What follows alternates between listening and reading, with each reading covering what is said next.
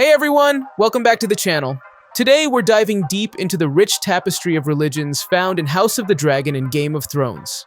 From the ancient old gods to the fiery Lord of Light, the religions in this universe are as diverse and fascinating as the characters themselves. So let's get started!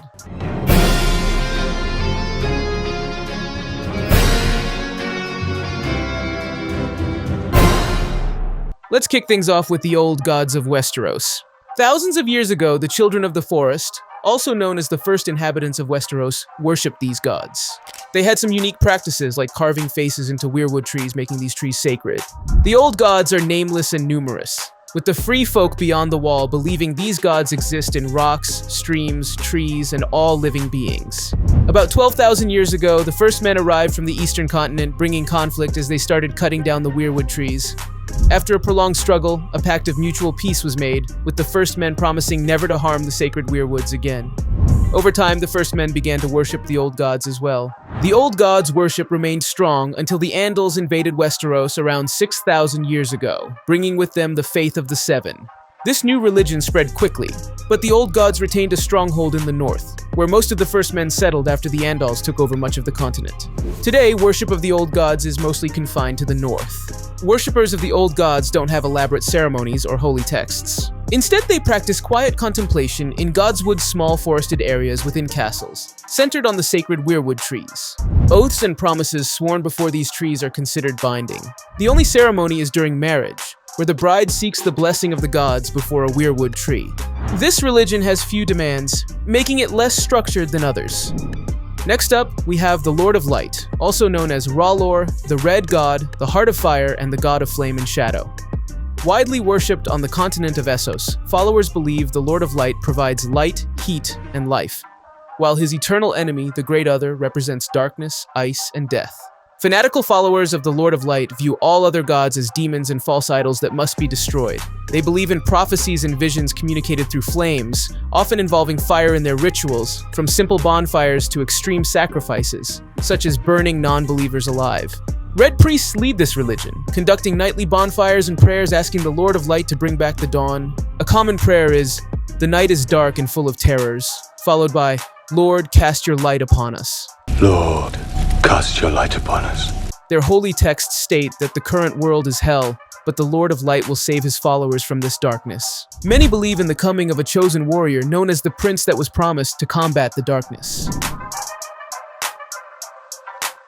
The faith of the Seven is the main religion in the Seven Kingdoms, especially dominant in the south. It's only in the north and the Iron Islands where it doesn't hold majority sway. This religion believes in one god with 7 faces or aspects: the Father, the Mother, the Maiden, the Crone, the Warrior, the Smith, and the Stranger, each representing different facets of life.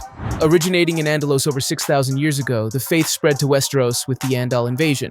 The Andals burned down many weirwood trees and conquered the First Men, enforcing their religion throughout the southern kingdoms. Before the Targaryens, the faith held significant power, dispensing justice and even ruling over kings.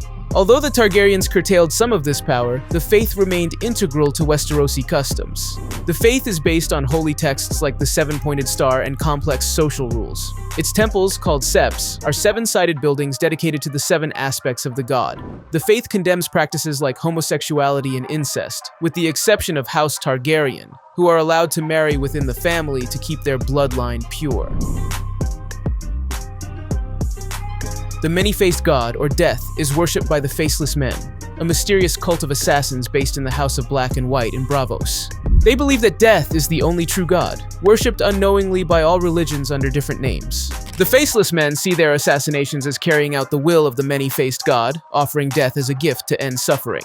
Followers believe they are no one, living only to serve the Many-Faced God. Finally, a girl is no one. They use High Valyrian phrases like Valor Morgulis, all men must die, and Valor Dohaeris, all men must serve, to signify their beliefs. Vala Morgulis. Vala Dohaeris. There are no prayers or worship services outside of their assassinations, and their temple is open to anyone seeking death, offering a painless end through a poisoned drink.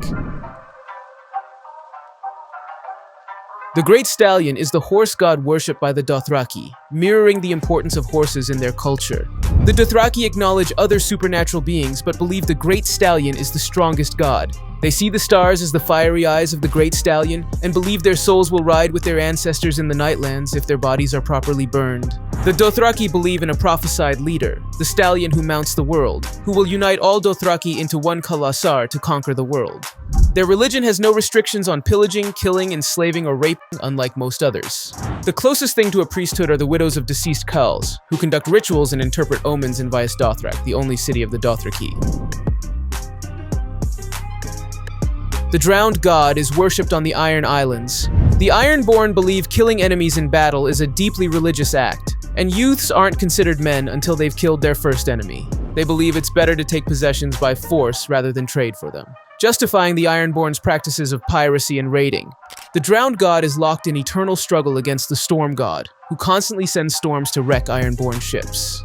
Followers believe the drowned god once drowned in the sea for the Ironborn and returned stronger, inspiring the saying, "What is dead may never die." What is dead may never die. Priests of this religion, called drowned men, anoint followers with seawater and conduct drowning ceremonies to anoint kings. The Moonsingers are priestesses of the Jogos Nhai, who live in the plains north of Yiti. Although this religion didn't appear in the show, it's worth mentioning due to its prominence in Braavos. Braavos was founded by escaped slaves from Valyria, and the Moonsingers led their escape with visions, making them a major religion in the city. The Jogos Nhai have different views on gender, with leaders called Jats and Moonsingers in charge of external and internal affairs, respectively. A woman can be a Jat if she lives like a man, and a man can be a Moonsinger if he lives like a woman. This religion is mysterious, and I hope we learn more about it in the future. Lastly, let's talk about the old gods of Valyria.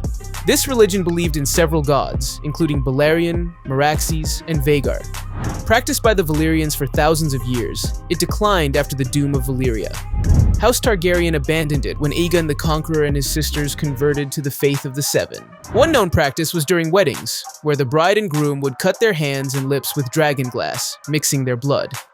Valyria's religion wasn't widely spread, mostly followed by Valyrians themselves. Today, some aristocrats in Volantis still follow it, clinging to Valyrian culture to prove their status as Valyria's successors. And there you have it, folks, a deep dive into the religions of House of the Dragon and Game of Thrones. If you enjoyed this video, please leave a like and subscribe. Comment down below your favorite religion from this franchise. Thanks for watching, and I'll see you in the next video. Bala Morgulis.